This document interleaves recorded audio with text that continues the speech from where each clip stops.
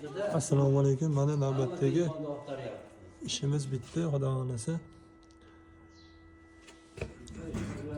Shitni holati.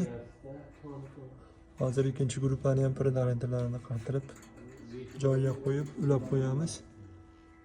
Buni vaqtinchalik sog'liq o'zidan ruxsatnomasi yo'qligi uchun o'chirib turdim. Ertaga yoqib ruxsatnomasi bo'lishi bilan datalogiga 100% ulandi. Xo'p, panellarning holatini ko'rsatamiz.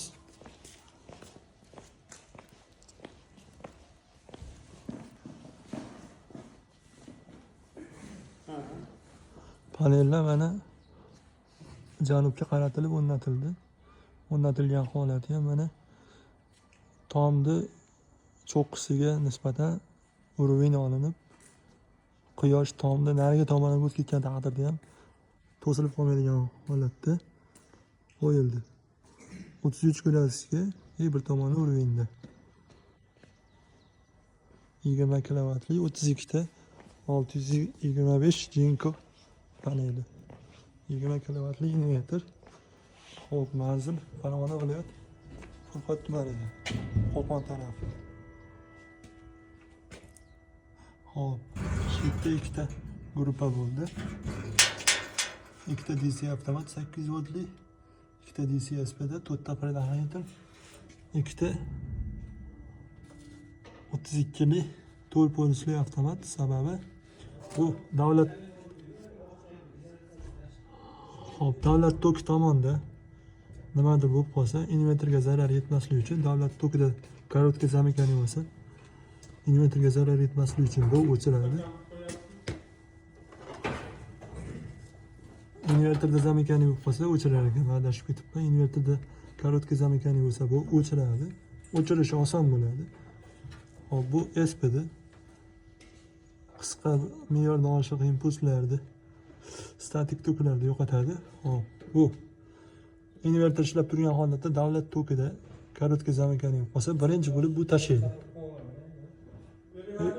Shunda saqlab qoladi. Yoki bo'lmasam SPD korotkий bo'lib qolgan paytda inverterga zarar yetmasligi uchun ham bu himoyaga turaveradi. Hop, SPDda zamыкание bo'lib qolgan paytda, ya'ni bu ishlab ketgan vaqtda davlat tokini bu uzadi, inverterda bu uzadi. Tepasidan tok kelgan. Unga tepasidan davlat tok kelgan, tepasidan inverter tok kelgan, pastdan davlat tok kelgan. Pastdan davlat tok kelib, tepasidan inverterda tok kelyapti. Shuning uchun ikkita qo'yildi.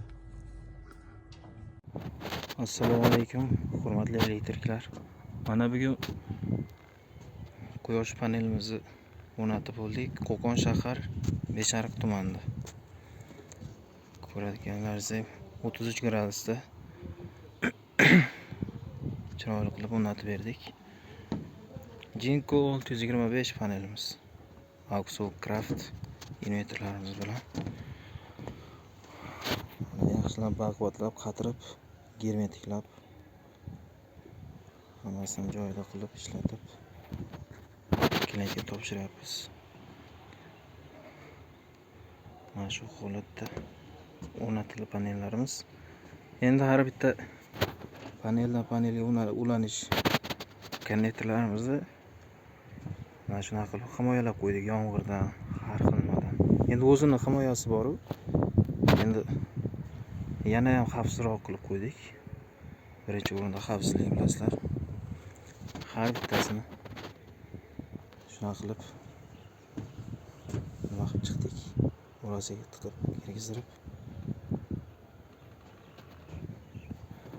Keyin mana shu profillarimizni ham tepaga holatni maytlarini bekitib chiqdik. Bu yerdan yomg'ir kirib, profillarimizni aylanmasligi uchun tepasini yomg'ir tushgan tarafini har bittasini berkitib nima qilib chiqdik. Mahkamlab.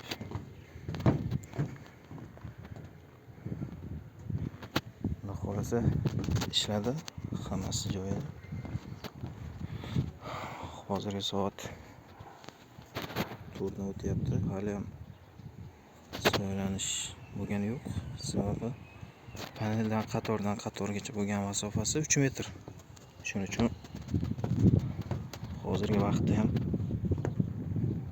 paneldan soyalanish yo'q. Quyosh hali ham panelimizga tushib turibdi.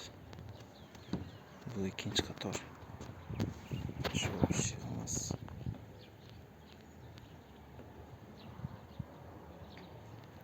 Hammalaringga rahmat. Charchamanglar.